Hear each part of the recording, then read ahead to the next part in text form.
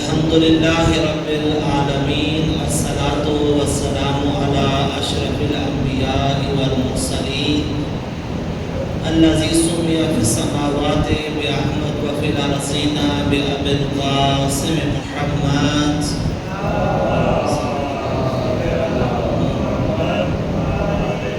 وآله الطيبين الطاهرين المعصومين المنتجبين لا سيما بقية الله الأعظم في الأرضين ولعنة الدائمة على أعدائهم أجمعين من يوم عداوتهم إلى يوم قيام الدين صلوات پڑھیں محمد وعلى محمد.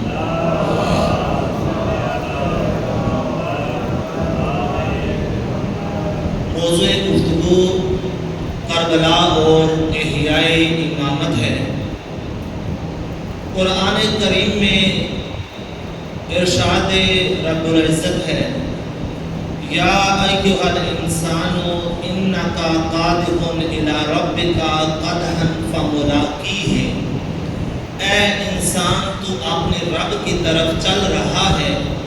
کسی طرح سے بھی چلے ایک نہ ایک دن تجھے اپنے رب سے ملاقات کرنی ہے. مولا ارشاد فرماتے ہیں کہ پروردگار عالم نے ایک انسان کی حقیقت سے پردہ اٹھاتے ہوئے یہ بیان کیا ہے کہ ہر شخص چاہے وہ دین حق کو قبول کرے یا نہ کرے، چاہے راہ امامت پر ہو یا نہ ہو، کسی بھی جگہ پر ہو، دنیا کی کسی بھی کونے پہ ہو، جس کو بھی خداوند متعال نے لباس انسانیت سے مزین کیا ہے اور جو ظاہری طور پر انسان کہلا رہا ہے، در حقیقت اس نے ایک سفر شروع کیا ہوا ہے. وہ اپنے رب کی جانب ایک حرکت کر رہا ہے اور یہ حرکت جبرن ہے، یعنی اس میں اس کا اختیار نہیں ہے کہ وہ ارادہ اور اختیار سے اس حرکت کو شروع کرے، اس سفر کو شروع کرے، بلکہ ہر انسان چاہے شرق عالم میں ہے یا غرب عالم میں، شمال میں ہو یا جنوب میں، جہاں پر بھی ہے، وہ فطری طور پر کہہ لیں، جبری طور پر کہہ لیں، سب کانشیسلی کہہ لیں، ایک حرکت کر رہا ہے، ایک سفر طے کر رہا ہے، اور اس کا یہ سفر اس کو اس کی منزل تک لے کے جائے گا جو حقیقت اس نے طے کر لی ہوگی. یعنی در حقیقت انسان کا یہ جو پروردگار نے کہا ہے کہ یا ایھا الانسان انک قادح الی ربک قدحا، کہ تو چاہتے یا نہ چاہتے ہوئے بھی اپنی رب کی طرف سفر کر رہا ہے. لیکن یاد رکھیے گا ضروری نہیں ہر سفر کرنے والا اس رب العالمین تک پہنچے. توجہ ہے یا نہیں ہے؟ رسول اللہ صلی اللہ علیہ وآلہ وسلم کے زمانے میں ایک دفعہ ایک بہت بڑے پتھر کے گرنے کی آواز آئی تو رسول اللہ نے اپنے صحابہ کو ارشاد فرمایا کہا تم جانتے ہو یہ کس چیز کی آواز تھی؟ کہنے لگے یا رسول اللہ نہیں. فرمایا ایک پتھر تھا جو 70 سال سے سفر کر رہا تھا اور آج وہ سفر کرتے کرتے زمین کے سب سے نیچے ایک کنواں تھا جو جہنم کی آگ سے زیادہ گرم تھا، اس میں آ گرا ہے. یہ بات کر کے رسول اللہ چپ ہو گئے. ظاہر سی بات ہے جو اس محفل میں جو رسول اللہ کی کلاس میں اہل معرفت بیٹھے ہوئے تھے وہ یہ سمجھ گئے کہ یہ یقیناً بات کوئی اشارہ ہے، کوئی رمز ہے کہ رسول اللہ ادھوری بات نہیں کرتے، اور رسول اللہ بھی یہی چاہتے تھے فقط وہی سوال کرے جو حقیقت کا طالب ہو، تاکہ حقیقت پہنچے ہی اس تک جو حقیقت کو سنبھالنا بھی جانتا. اس وقت انہوں نے پوچھا یا رسول اللہ آپ وضاحت فرمائیں گے یہ کون سا پتھر تھا جو 70 سال سے سفر کر رہا تھا اور آج زمین کے سب سے پست ترین نقطے پہ آ گرا ہے؟ فرمایا کہ مدینے کے اندر ایک یہودی رہ رہا تھا جو 70 سال سے زیادہ مکہ اور مدینہ کے درمیان آخری نبی کا انتظار کر رہا تھا، لیکن اس کے دل میں دشمنی تھی خدا کی بھی، اس کے رسول کی بھی، اس کے رسول کے مشن کی بھی. آج 70 سال بعد اس کی زندگی کے جب 70 سال مکمل ہو گئے ہیں، در حقیقت ان 70 75 سالوں میں اس نے جو سفر طے کیا تھا آج اس سفر کی انتہا کو پہنچ گیا ہے، اور اس کا یہ سفر اس کو جہنم کے اوپر لے گیا تھا، اور آج جب وہ جہنم کے اندر گرا ہے تو تم سب اہل مدینہ نے اس کے گرنے کی آواز سنی ہے۔ ہر انسان سفر کر رہا ہے، چاہے یا نہ چاہے۔ ہم میں سے ہر بندہ، ہر شخص کسی نہ کسی ولایت کے اندر، کسی نہ کسی امامت کے اندر ہم زندگی گزار رہے ہوتے ہیں، چونکہ قرآن نے کہا ہے کچھ آئمہ ایسے ہوتے ہیں جو انسان کو نور کی طرف لے کے جاتے ہیں، اور کچھ وہ ہوتے ہیں جو آئمہ کفر ہیں، آئمہ ضلال ہیں، اور آئمہ الی النار ہیں، جو انسان کو جہنم کی طرف لے کے جاتے ہیں۔ فقط وہ امام جن کو اللہ کی جانب سے نور بنا کر بھیجا گیا، روشنی بنا کر بھیجا گیا، ہدایت کا مینار بنا کر بھیجا گیا، مصباح الدجا بنا کر بھیجا گیا، وہ امام، ان کی امامت کے سائے میں اگر ہم چلیں گے، ان کی معیت میں رہ کے، یہ معیت کلمہ یعنی میم عین یہ تے، معیت کسی کے ساتھ اس طرح سے ہونا کہ انسان ہر وقت اس کے سائے میں حرکت کر رہا ہو، اس کو کہتے ہیں معیت۔ یا تو یہ حرکت حب کی بنیاد پر ہوتی ہے فقط، اس کو معیت حبی کہتے ہیں، اور یا یہ حرکت انسان کا سفر اس کے ساتھ معرفت کی بنیاد پر ہوتا ہے، ان کو امام واجب الطاعت سمجھ کر ان کی امامت میں ہو رہا ہوتا ہے۔ انسان یا یہ سفر ارادے اور اختیار کے ساتھ نور کے اندر سفر طے کر رہا ہوتا ہے، یا ضلالت و گمراہی کے اندر طے کر رہا ہوتا ہے۔ ہو ہی نہیں سکتا کہ انسان ان دو حالتوں سے خالی ہو۔ توجہ ہے یا نہیں ہے؟ یعنی ہم یہ نہ سمجھے کہ اگر ہم راہ اہل بیت کے اوپر ہیں، وہ جو راہ اہل بیت کے اوپر نہیں ہیں، جو اہل بیت کو نہیں پہچانتے، جو ائمہ خدا کو نہیں جانتے، کہ وہ بھی ایک سفر کر رہے ہیں، یقیناً کر رہے ہیں، لیکن عزیزان من یہ بڑا بنیادی فرق ہے، چونکہ اسلام کی اساس ہی اہل بیت کی امامت و ولایت کے اوپر ہے۔ اگر انسان اس امامت کے ساتھ معیت ذلی کا سفر طے کرے، ذل یعنی سایہ، یعنی اہل بیت کے سائے کے اندر رہتے ہوئے، امامت کے سائے کے اندر رہتے ہوئے اس طرح سے اس سفر کو طے کرے کہ اس کا اپنا جدا گانا کوئی سایہ بھی نہ ہو، تب وہ حقیقت کے ساتھ ہمکنار ہوگا، تب وہ جا کر اپنے رب سے ملاقات کرے گا۔ ہر انسان ایک نہ ایک سفر طے کر رہا ہوتا ہے، اور خدا نے اس چیز کو بڑی اہمیت کے ساتھ، بڑی شد و مد کے ساتھ بیان کیا ہے۔ اور دیکھیں یہ جو نور کے اندر سفر کرنا ہوتا ہے، ایک وضاحت یہاں پہ کہ نور سے مراد یہاں پہ کوئی لائٹ نہیں ہوتی، ہم وضاحت کے طور پر اس کو روشنی کہہ دیتے ہیں کہ نور یعنی نورانیت یعنی روشنی۔ در حقیقت ہدایت کا سفر جو ہوتا ہے وہ بھی نورانیت کا سفر ہوتا ہے، لیکن نورانیت سے مراد یہاں پہ حق کی پہچان ہوتی ہے، معرفت کے ساتھ، آگہی کے ساتھ اور علم کے ساتھ۔ چونکہ اگر بعض کا دیکھیں ہم اشتباہ لوگ کہہ رہے ہوتے ہیں کہ بڑی نورانی شخصیت ہے، اس سے مراد ان کی یہ ہوتی ہے کہ ان کا رنگ بڑا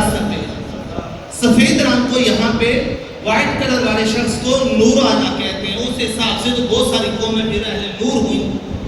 نور اس کو نہیں کہتے۔ جناب بلال حبشی ان کا مقام یہ تھا، ایک حدیث میں آپ کو سناتا ہوں کہ رسول اللہ صلی اللہ علیہ وسلم فرماتے ہیں جب میں معراج پر تھا، ایک اونٹنی پر مجھے بٹھا کر جنت کی سیر کروائی جا رہی تھی، جنت کے مختلف مقامات دکھائے جا رہے تھے، میں جبرائیل سے مخاطب ہوا، اے جبرائیل میں دیکھ رہا ہوں کوئی نور کا حالہ میرے آگے آگے چل رہا ہے، جس کے ہاتھوں میں میری اونٹنی کی مہار موجود ہے۔ انہوں نے کہا یا رسول اللہ یہ آپ کا غلام بلال حبشی ہے، اللہ نے اس کو یہ مقام عطا کیا ہے، آپ جب جنت کی سیر کر رہے ہیں آپ کے ناقہ کی مہار پکڑ کے آپ کے آگے آگے چل رہا ہے۔ اور جو ہے یا نہیں ہے؟ تو جناب بلال حبشی کا تو ظاہری طور پر رنگ سفید نہیں تھا، تو کیا وہ نور کے حامل نہیں تھے؟ نور امامت سے ان کا قلب منور تھا، اس لیے تو مولا امام محمد باقر فرماتے ہیں المؤمن اشد اتصالا بنور اللہ من اتصال ضوء الشمس۔ مولا فرماتے ہیں کہ مومن اس نور خدا کے ساتھ جو امامت کی صورت میں اس کی زندگی میں ہوتا ہے اتنی شدت کے ساتھ اس نور کے ساتھ متصل ہوتا ہے کہ مومن کی پوری زندگی نورانیت سے بھری ہوتی ہے، نور سے چمک رہی ہوتی ہے۔ حتیٰ سورج کی شعاؤں کے اندر اتنا نور نہیں ہوتا جتنا اس مومن کی زندگی کے اندر نور ہوتا ہے۔ یہ نور سفیدی نہیں ہے، نور ہدایت ہے۔ پروردگار اگر نور ہے تو نور سے مراد تو سفید رنگ نہیں ہے، چونکہ جو رنگ ہوتے ہیں وہ تو کمیتیں ہوتی ہیں، وہ تو مادہ کے جوہر کے، یہ جو مادے کی اقسام ہوتی ہیں یہ ان کے خواص ہوتے ہیں۔ ذات حق تعالیٰ تو مبرہ ہے مادہ سے، توجہ فرما رہے نہیں فرما رہے۔ امامت کی نورانیت یہ ہے کہ انسان امامت کے سائے کے اندر اس طرح سے سفر کرے، امامت کے نور کے اندر اس طرح سے سفر کرے، اس کا کوئی جدا گانا الگ سے کوئی اس کا اپنا ذاتی وجود نظر نہ آتا ہو، وہ سراپا ذل امامت کے اندر چل رہا۔ توجہ ہے یا نہیں ہے؟ کلرز کیا تھا، دیکھیں محب کا کام بڑا آسان ہے، چونکہ محب جب چاہے جس مقام پہ چاہے چھوڑ کر چلا جائے۔ بہت سارے لوگوں کو بہت سارے مقامات پسند ہوتے ہیں، تفریحی مقامات پسند ہوتے ہیں، ان کو وہ جگہ وہ سینریز بڑی اچھی لگتی ہیں، لیکن جب ان کا دل کرتا ہے وہ اس کے قریب جاتے ہیں، جب ان کا دل نہیں ہوتا وہ اس سے دور ہو جاتے ہیں۔ چونکہ چاہنے والا محبوب جو ہوتا ہے ظاہری طور پر محبت کا ادنا ترین جو درجہ ہوتا ہے وہ محب کو حاصل ہوتا ہے، ورنہ ایک محبت کا درجہ وہ ہوتا ہے جو معرفت کے بعد اس کو حاصل ہوتا ہے۔ تو جو فرمارے نہیں فرمارے، وہ جو پہلے درجے کے محب ہوتے ہیں وہ غیر ذمہ دار ہیں، انہیں غیر ذمہ دار کہنا بھی نہیں چاہیے، ان کے لیے یہی کافی ہے کہ کم از کم انہوں نے اچھی چیزوں کا انتخاب کیا ہے، پسند کیا ہے، اچھی چیزوں کے ساتھ اپنی محبت اپنی اٹیچمنٹ شو کی ہے، لیکن اس کی کاندھوں پہ کوئی ذمہ داری نہیں ہوتی۔ اہل کوفہ شیعہ نہیں تھے، اہل کوفہ وہ محب تھے۔ اہل کوفہ کو اس زمانے میں علوی کہا جاتا تھا عثمانیوں کے مقابلے میں، یعنی وہ لوگ جو خلیفہ ثالث سے محبت کرتے تھے اور امیر المومنین کو قصوروار ٹھہراتے تھے ان کو عثمانی کہا جاتا تھا، اور ان کے مقابلے میں وہ لوگ جو امیر المومنین سے محبت کرتے تھے اور خلیفہ ثالث کا امیر المومنین کو قصوروار نہیں ٹھہراتے تھے اور مولا کو مبرہ جانتے تھے ان چیزوں کو، ان کو علوی کہا جاتا تھا۔ اس عنوان سے کہ علوی چونکہ مولا کے قریب تھے تو ان کو کچھ لوگوں نے شیعان علی کہنا شروع کر دیا، ورنہ حقیقت یہ ہے کہ اہل کوفہ محب کی منزل پر تھے۔ من جملہ ان محبوں میں سے ایک شخص عبید اللہ بن حر جوفی ہے، آپ نے سنا وہ یہ شخص کون ہے؟ یہ وہ تھا جس نے مولا کو خط لکھا تھا، ہاں جی آپ آئیے ہم آپ کی اطاعت کرنے کے لیے آپ کی بیعت کرنے کے لیے تیار ہیں۔ لیکن کیا ہوا جب اس نے خطرات کو بانپا، یہ اپنے چند ساز و سامان لے کر کوفہ سے باہر چلا گیا، وہاں پہ اس نے ایک خیمہ لگا لیا۔ امام حسین علیہ السلام سے جب اس کی ملاقات ہوئی تو اس نے ایک جملہ کہا کہ مولا دیکھیں کوفہ کے حالات سازگار نہیں ہیں، میرے بیوی بچے کوفہ کے اندر ہیں اور اس وقت خطرہ ہے، اور اگر میں کوئی ایسا کام کروں کہ جس کی وجہ سے حکومت وقت کی مجھے مخالفت کرنا پڑ جائے تو یقیناً میں زیر عطاب آ جاؤں گا، لہذا آپ مجھے بہت پسند ہیں، آپ نواسہ رسول ہیں، آپ علی مرتضیٰ کے بیٹے ہیں، میں آپ کی مدد کے لیے اپنا بہترین گھوڑا اور بہترین تلوار آپ کی خدمت میں پیش کرتا ہوں، آپ یہ میرا ہدیہ قبول کر لیجئے، میری طرف سے یہ تحفہ قبول کر لیجئے اور مجھے معاف کر دیجئے۔ اس وقت سید الشہداء نے فرمایا لم نکن من المضلین عضدا، ہم کبھی گمراہ لوگوں سے اپنی مدد و نصرت نہیں مانگتے۔ جس کو یہ لگے کہ امام کے ساتھ رہنا فقط اس وجہ سے ہے کہ ہم جب وہ دور ہوں تو ان سے محبت کا اظہار کرتے رہیں اور جب وہ ہم سے اپنی نصرت طلب کریں اور ہم یہ کہہ کے دامن چھڑا دیں کہ ہم تو آپ کے فقط محب ہیں، امام کی نگاہ میں یہ شخص گمراہ ہے۔ چونکہ جو اہل بیت کے ساتھ ساتھ نہیں چل رہا، جو ان کی امامت کے سائے میں نہیں چل رہا، جو ان کو امام واجب الطاعات سمجھ کے نہیں چل رہا، وہ جو مرضی عمل انجام دے لے، اہل بیت کی نگاہ میں اس کی کوئی قدر و قیمت نہیں ہے۔ تو جو فرما رہے نہیں فرما رہے، اہل بیت نے ہمیشہ اس چیز کے اوپر زور دیا ہے، اور کربلا کا ہدف اور مقصد بھی یہی تھا کہ لوگوں کو امامت کے ساتھ کس طرح سے متصل ہونا ہے، کس طرح سے امامت کا دامن تھام کر انسان نے خدا کی طرف جانا ہے، اس حقیقت سے ان کو ہمکنار کرنا ہے۔ صلوات پڑھیے گا محمد و آل محمد پر۔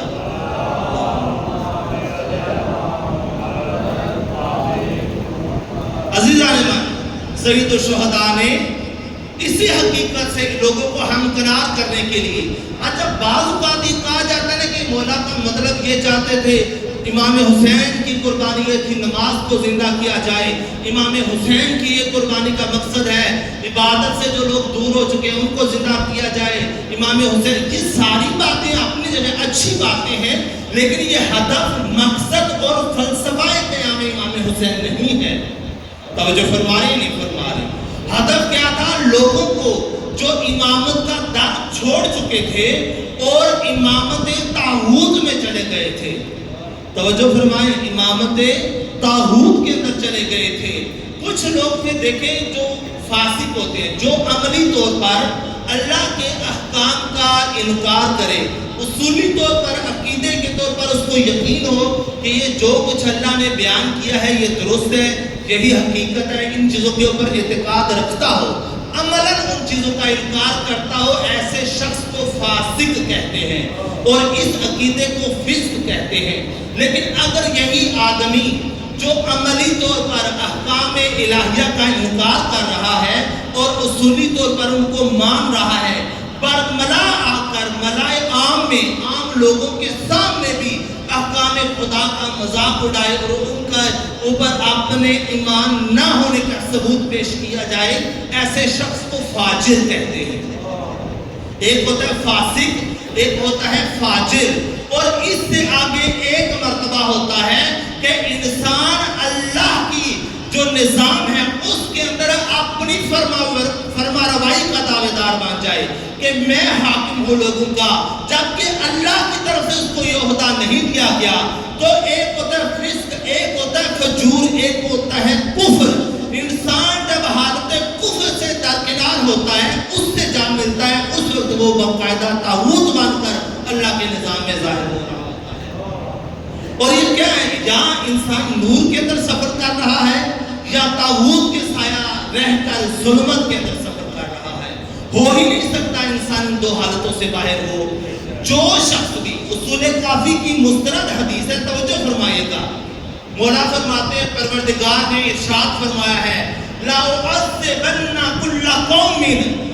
لا کا مطلب ہوتا ہے تاکید کے ساتھ، یعنی میں ضرور کروں گا، چاہے کائنات کی کوئی چیز بھی ان کی شافی بن کر، ان کی شفاعت کرنے والی بن کر میرے سامنے آ جائے، خدا کہہ رہے ہیں میں پھر بھی یہ کام کروں گا۔ جب کسی لفظ کے اوپر لا آ جائے، فعل مضارع کے اوپر یہ معنی دیتے ہیں، خدا کیا فرما رہا ہے؟ لَأُعَذِّبَنَّ كُلَّ قَوْمٍ، کون سی قوم کو پروردگار تو عذاب دے گا؟ فرماتے ہیں دانت امام، جو ایسے امام کی امامت کو قبول کر رہے ہو اپنے دین کے اندر، لیسا منصوص من اللہ، جو اللہ کی طرف سے امام بنایا ہوا نہیں ہے۔ وَلَوْ كَانَ، اگرچہ ایسے لوگوں نے بے شمار حج کیے ہوں، بے شمار عبادتیں کی ہوں، نمازیں پڑھتے ہوں، سارے کام کرتے ہوں، اور اس کے برعکس خدا فرماتا ہے لَأُغْفِرَنَّ كُلَّ قَوْمٍ، میں ہر اس شخص کی، ہر اس گروہ کی ضرور مغفرت کروں گا جو کیا کر رہے ہیں؟ دانت بے امام منصوص من اللہ، جو ایسے امام کو اپنے دین کا پیشوا مانے ہوئے ہیں جو اللہ کی جانب سے ہے، چاہے ظاہری طور پر وہ گنہگار ہی کیوں نہ ہو۔ لہذا حقیقت یہ ہے، عقیدے کا تعلق انسان کی روح سے ہوتا ہے۔ جب تک آپ کی روح امامت کے نور کے اندر نہ آ جائے، نور امامت سے منور نہ ہو جائے، تب تک انسان یہ کہنے کا حقدار نہیں ہوتا کہ وہ اہل بیت کے دامن کو متمسک ہے، اس کے دامن کو تھاما ہوا ہے۔ آج آپ دیکھیں، آج کی مثال، چلو عبید اللہ بن حر جوفی تو اس زمانے میں تھا نا، ہم سب جانتے ہیں آج کے زمانے میں کیا ہوا۔ توجہ فرمائیے گا، جب تمام کے تمام دشمنان اہل بیت، چاہے وہ پشت پردہ تھے چاہے وہ پسے پردہ تھے یا ظاہر پردہ تھے، سامنے آ کر بھی تھے، چھپے ہوئے تھے، ان سب نے مل کر اہل بیت اطہار کی گستاخی کرنا شروع کی، ان کے مزارات کو شہید کرنا شروع کیا۔ یعنی دمشق میں یہ حالت تھی، جو مومنین تھے وہ بتاتے تھے کہ 15 سے 19 دن تک کوئی شخص بھی بی بی کی قبر مطہر کی زیارت نہیں کر سکا تھا، چونکہ مسلسل گولیوں کی بچھاڑ تھی، کوئی شخص جرأت ہی نہیں کر رہا تھا اندر جانے کی۔ یعنی جس طرح زندگی میں بی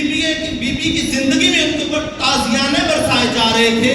آج ان کی شہادت کے بعد ان کی قبر کے اوپر یہ تازیانے برسائے جا رہے تھے۔ وہ جو لوگ کہتے تھے اس وقت تو یہ شیعہ کام کر رہے تھے، تم آج کے دور میں تو تم موجود ہو، تم جا کر کیوں دفاع نہیں کرتے نواسہ رسول کا؟ تم جا کر کیوں نہیں دفاع کرتے اولاد رسول کا؟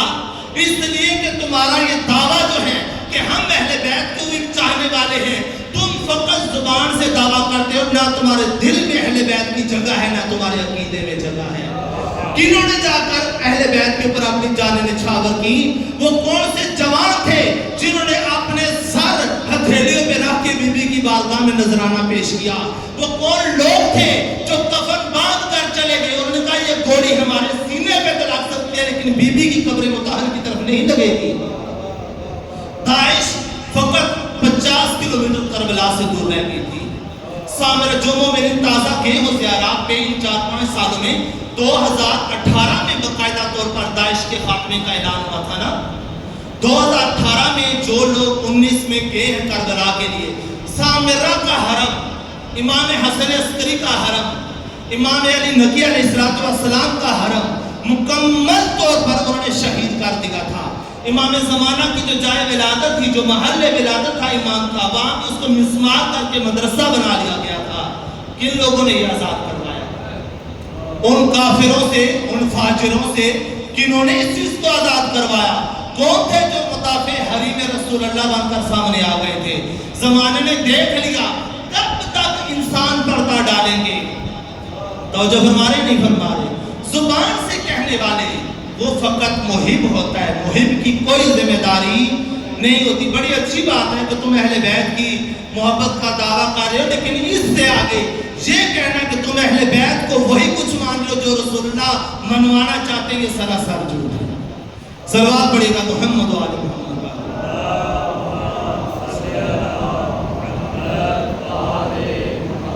عزیزان ایمان، اہل بیت نے کیا چاہا ہے کہ ہماری معیت میں رہو، ہمارے ساتھ ساتھ چلو۔ میرے ذہن میں ایک آیت آ گئی، چھٹے امام جعفر صادق علیہ السلام کی خدمت میں ایک شخص آیا، آ کر سوال کرنے لگا، کہا کہ مولا قرآن کریم میں آیا ہے کہ خدا قیامت کے دن جب جہنمیوں کو جہنم میں بھیجے گا، بعد میں ان سے سوال کیا جائے گا، چونکہ جہنم کے 7 طبقات ہیں، سب سے نچلا طبقہ وہ ہے جہاں پہ دنیا کے سب سے بڑے خدا کے جو سب سے مبغوض ترین افراد ہوں گے ان کو رکھا جائے گا، اور اس طبقے کا نام سقر ہے۔ اس سے اوپر 6 طبقے ہوں گے، سب سے نچلا طبقہ جہاں پہ عذاب بھی شدید دیا جائے گا، اور جہاں پہ رہنے والا انسان وہ ہوگا جو سب سے زیادہ خدا کی نگاہ میں مبغوض ہوگا۔ تو قرآن میں ہے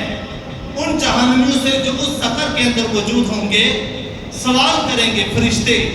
بعض میں ہے کہ اہل جنت ان سے سوال کریں گے، ما سلککم فی سقر، توجہ فرمائیے گا، ما سلککم فی سقر، کیا چیز ہے، کیا وجہ تھی جو تمہیں سقر کے اندر لے آئی ہے؟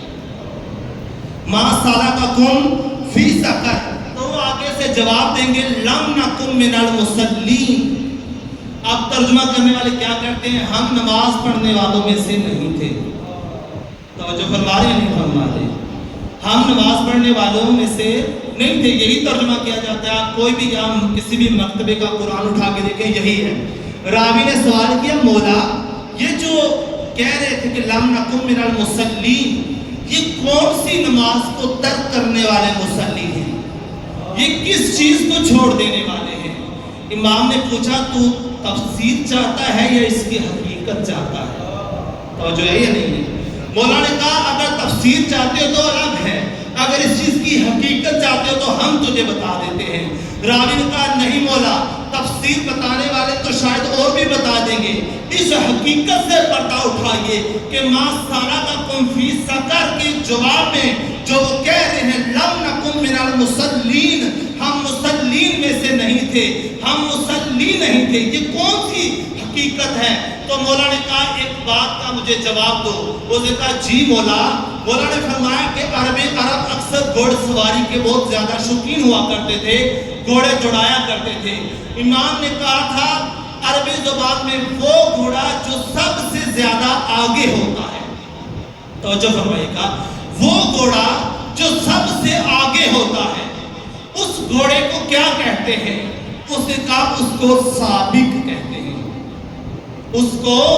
سابق کہتے ہیں۔ اور امام نے فرمایا اچھا وہ تو ہو گیا سابق، اور وہ گھوڑا جو ہوتا تو اس کے ساتھ ساتھ ہے لیکن اس سے ایک قدم اس طرح سے پیچھے ہوتا ہے، نہ مکمل طور پر اس سے جدا ہوتا ہے نہ ہی ایک قدم اس سے آگے ہوتا ہے، اس کو کیا کہتے ہیں؟ انہوں نے کہا قدیم عربی کی جو بادیہ نشین اصل عرب تھے اس گھوڑے کو مصلی کہا کرتے تھے۔ توجہ فرمائیے گا، امام نے کہا وہ جو سب سے آگے ہے اس کو سابق کہا جائے گا، اور وہ گھوڑا جو اس کے اس طرح سے ساتھ ساتھ ہے کہ ایک قدم اس سے آگے بھی نہیں در عین حال اس سے پیچھے بھی ہے، اس کو مصلی کہا جائے گا۔ فرماتے ہیں یہ جو قرآن کا السابق اور مصلی ہے وہ الگ ہے۔ عرب تو سب سے آگے نکلنے والے گھوڑے کو سابق کہتے تھے اور اس کے ساتھ ساتھ چلنے والے کو مصلی کہتے تھے، لیکن پروردگار کے نزدیک وہ لوگ جو سب سے زیادہ پروردگار کے قریب ہیں اس کو سابق کہتے ہیں، اور وہ جو ان کے پیچھے پیچھے چلنے والے ہیں ان کو مصلی کہتے ہیں۔ فرمایا تم نے قرآن کے اندر پڑھا ہوگا، ہم اہل بیت کے بارے میں اللہ نے فرمایا تھا السابقون السابقون اولئک هم المقربون، اہل بیت ہی وہ سابقین میں سے سابق ہیں جو سب سے زیادہ اللہ کے قریب ہیں، اور مصلی سے مراد ہمارے وہ شیعہ ہیں جو ہمارے ساتھ اس طرح سے ہوتے ہیں، ایک انچ بھی ہم سے آگے نہیں ہوتے اور ہماری معیت میں چل رہے ہوتے ہیں۔ اور یہ جو کہہ رہے ہیں نا سقر کے رہنے والے ما سلککم فی سقر، کیا چیز ہے جو تمہیں جہنم کے ساتھ میں طبقے میں لے آئی ہے؟ وہ کہہ رہے ہیں نا کہ لم نکن من المصلین، یعنی ہم اہل بیت کے شیعوں میں سے نہیں تھے، یہ فرمایا حقیقت ہے۔ صلوات پڑھیے گا محمد و آل محمد۔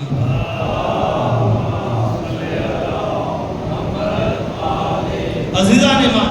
نماز بھی وہی نماز ہے جو امامت اہل بیت میں ہو، اسلام بھی وہی اسلام ہے جو اہل بیت علیہ السلام کی امامت سے نشأت لیتا ہو۔ احیاء امامت کے لیے معیت امامت میں رہنا ضروری ہے، امامت کے سائے میں ساتھ ساتھ سفر کرنا ضروری ہے۔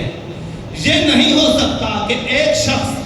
دعوی امامت کے اوپر پابند ہونے کا کرے کہ میں امامت کا پابند ہوں، ائمہ اثنا عشر جو خدا کی طرف سے بنائے گئے امام ہیں ان کے دامن کے ساتھ متمسک ہوں، لیکن وہ امامت سے جدا نظر آ رہا ہو۔ ہاں بعض کا ممکن ہے ظاہری طور پر ایک شخص گنہگار ہو، ظاہری طور پر اعمال اس کے درست نہ ہو، نادرست اعمال انجام دیتا ہو، یہ الگ مسئلہ ہے۔ امامت کے ساتھ ساتھ رہنے والا یعنی ہر شے میں، ہر معیار میں، دین کے ہر پہلو میں، تمام تر امور دینی میں وہ اپنے ائمہ کو مقدم کرتا ہو اپنی سوچوں کے اوپر۔ چونکہ گنہگار ہو سکتا ہے لیکن راندہ اہل بیت نہیں ہو سکتا۔ ساتویں امام کی خدمت میں شخص آیا آ کے کہنے لگا میں ایسے قریے سے آیا ہوں، ایسی بستی سے آیا ہوں جہاں کے رہنے والے لوگوں کا یہ دعویٰ ہے کہ وہ آپ کی امامت کے معتقد ہیں، آپ کو اپنا امام واجب الطاعت مانتے ہیں، لیکن ان کے اعمال کے اندر وہ فسق و فجور کے قائل ہیں۔ توجہ ہے یا نہیں ہے؟ اپنے اعمال کے اندر فاسق و فاجر نظر آتے ہیں مجھے، میں دیکھتا ہوں ان کی عبادتیں ناقص ہیں، گناہ بھی باز کر رہے ہوتے ہیں۔ امام نے فرمایا کہ وہ شخص جس کے دل میں نور امامت کا دیا روشن ہو چکا ہو، وہ ایسے ہیرے کی مانند ہے، وہ ایسے اس موتی کی مانند ہے جو ظاہری طور پر کیچڑ کے اندر پڑا ہوا ہو۔ امام فرماتے ہیں یہ جو تم کیچڑ دیکھ رہے ہو یہ اس کے ظاہر کے اوپر ہے، وگرنہ اس کا باطن اس کی جو اندرون ہے وہ ہیرا ہے، وہ موتی ہے جو نہایت قیمتی ہے ہماری نگاہ میں بھی اور نگاہ خدا میں بھی۔ لہذا وہ دل جو نور امامت سے روشن ہو چکا ہو، وہ دل جس کے اندر نور امامت کا دیا جا رہا ہو، وہ اہل بیت کی نگاہ میں بڑا بہت قیمتی ہے، وہ اہل بیت کی نگاہ میں بڑا اس کا مقام ہے۔ یہ نہیں ہو سکتا کہ ایک انسان ظاہری طور پر اپنے گناہوں کو لے کے وہ کرے۔ بعض اوقات بڑا تعجب ہوتا ہے، دیکھیں حقیقت بھی یہی ہے، خدا کا بھی اٹل فیصلہ یہی ہے۔ اہل بیت کی امامت کے علاوہ جو شخص بھی جتنا بڑا اعمال کا بھنڈار لے کر آ جائے، نامہ اعمال اس کے کئی 700 اونٹ اٹھا رہے ہو، اس کے باوجود اگر نامہ اعمال میں یہ لکھا ہوا ہے کہ اہل بیت کی امامت کے علاوہ کسی اور امامت میں یہ کام کیے گئے ہیں، خدا کہتا ہے میں تمام اعمال سمیت جہنم میں ڈالوں گا۔ توجہ فرما رہے ہیں نہیں فرما رہے؟ یعنی اتنا اہم ہے خدا کے نزدیک، معمولی نہیں ہے۔ انشاءاللہ کل کی مجلس میں زیارت جامع کبیرہ سے احیاء امامت میں چند جملے آپ کی خدمت میں پڑھوں گا اور واضح ہو جائے گا۔ بعض اوقات ہمیں یہ میں نے خود دیکھا ہے، کچھ لوگ شرما رہے ہوتے ہیں، شرماہٹ محسوس کر رہے ہوتے ہیں، جی دیکھیں نا فلاں قبیلہ یا فلاں برادری کے لوگ ہیں، وہ بھی اپنے آپ کو شیعہ کہتے ہیں، پھر ان کی ویڈیوز لا کر ہمیں دکھائی جاتی ہیں، ہمیں تو تھوڑا شرم محسوس ہوتا ہے، اب اس طرح کے لوگ بھی شیعہ ہوتے ہیں۔ شیعہ ہونے کا کریڈٹ تقسیم کرنا میرا اور آپ کا کام نہیں ہے۔ توجہ فرما رہے نہیں فرما رہے؟ وہ جس کی نگاہ میں تشیع ان کی ثابت ہے، مولا نے فرمایا نا کہ ہمارے پاس ایک ایسا دفتر، ایک ایسا رجسٹر موجود ہے کہ صبح قیامت تک کون لوگ، کون کس قبیلے سے، کس برادری سے ہمارا شیعہ ہوگا، اس کا نام، اس کے باپ کا نام، اس کے دادا کا نام تک ہمارے پاس لکھا ہوا ہے۔ ہمیں تو یہ دعا کرنی چاہیے کہ کاش ہمارا نام بھی اس رجسٹر کے اندر لکھا ہوا ہو۔ ہمیں یہ شرم بالکل محسوس نہیں کرنی چاہیے۔ عزیزان ایمان، یہ میں پورے دعوے کے ساتھ کہہ رہا ہوں، کم و بیش 16 سال تو مجھے ہو گئے دین پڑھتے ہوئے، آپ بڑے بڑے مجتہدین کے فقہاء کے سامنے بیٹھ کر پڑھا ہے، جو شخص بھی اہل البیت کی امامت و ولایت کو اپنا ایمان قرار دے چکا ہو، وہ ظاہری طور پر جس جگہ سے بھی تعلق رکھتا ہو، وہ جو کچھ بھی ہو، اس کا مقام اتنا بلند ہے، اتنا بلند ہے کہ رکن و مقام کے درمیان 24 گھنٹے تلاوت قرآن کرنے والا اہل بیت سے دور رہنے والے شخص سے 1000 درجہ وہ بہتر ہوگا۔ توجہ فرمائیے گا۔ میں ہمارے استاد نے ایک واقعہ نقل کیا تھا کہ مفتی جعفر حسین اعلیٰ مقامہ الشریف، ان کے زمانے میں ایک دفعہ وہ مانسہرہ گئے تھے اپنی قیادت میں۔ جب مانسہرہ گئے تھے اس وقت وہاں پہ بس پہ گئے تھے، سادہ زیست انسان بھی تھے اور مسائل بھی نہیں تھے، وہ بس کے اوپر مانسہرہ گئے تھے۔ اور مانسہرہ میں تو ہم آج بھی جانتے ہیں کہ اتنی زیادہ مومنین کی آبادی نہیں تھی، اور 80 کے زمانے میں تو اور زیادہ کم ہوگی، آج سے 44 سال قبل۔ مفتی صاحب وہ نقل کرتے ہیں میں بالکل ان کے ساتھ تھا، میں نے خود سنا، اپنی آنکھوں سے دیکھا۔ وہ نیچے بس سے جب اترے تو وہاں پہ ان کو ایک شخص نظر آیا جو ایک آنکھ سے نابینا بھی تھا، گلے میں اس کے ڈولکی بھی تھی، کپڑے بھی اس کے نامناسب تھے، وہ ڈولکی بھی بجا رہا تھا اور کہہ رہا تھا تمادمس کلندر علی دا پہلا نمبر، وہ یہ گاتا جا رہا تھا۔ ظاہر سی بات ہے وہ جب بازار کے اندر گا رہا ہے تو وہ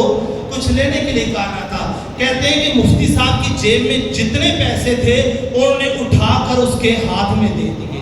میں نے کہا کہ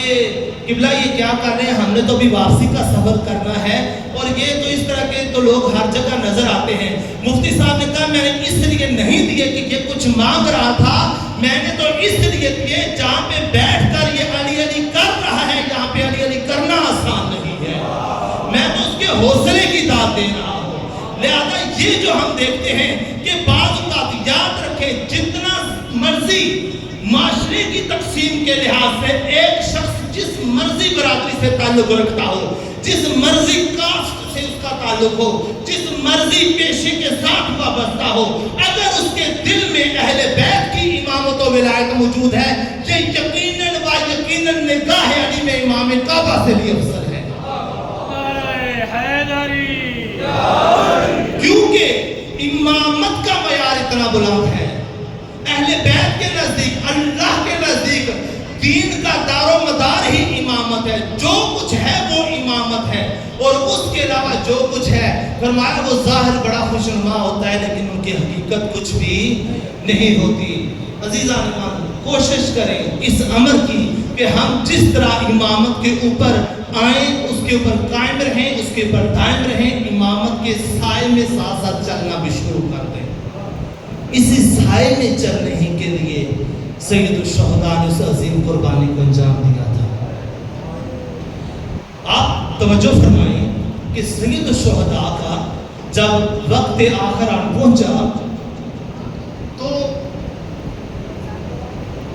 بہت سارے مصائب ہیں، ہم سنتے رہتے ہیں، بچپن سے سنتے آ رہے ہیں۔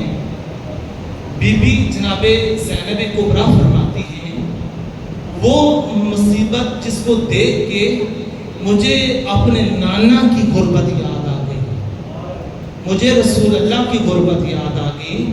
کہ جب سید الشہداء شہید ہو چکے نا اور ابن سعد لعین نے گھوڑ سواروں کو تیار کیا کہ اب ان لاشوں کو پائمال کیا جائے، اس وقت بی بی فرماتی ہیں کہ دشمن کے لشکر سے کچھ لوگ نکلے، انہوں نے کہا کہ ان میں سے کچھ شہداء ایسے ہیں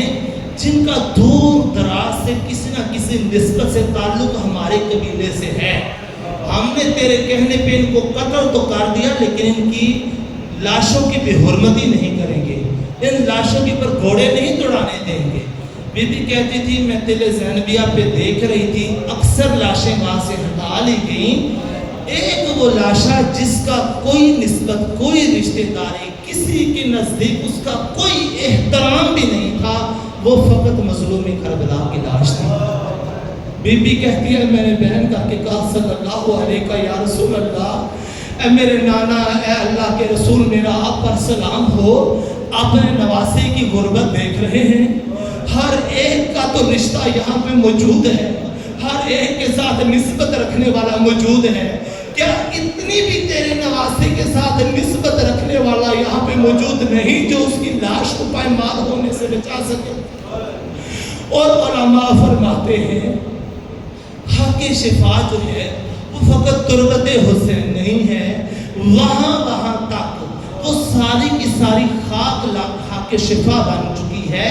جہاں پر سید الشہداء کی لاش کے اوپر گھوڑے دوڑ کے آ جا رہے تھے، اس لیے کہ جب لاش کے اوپر تازہ نعل لگا کر گھوڑے دوڑائے جا رہے تھے نا، وہ ملعونوں نے آ کر ابن سعد سے کہا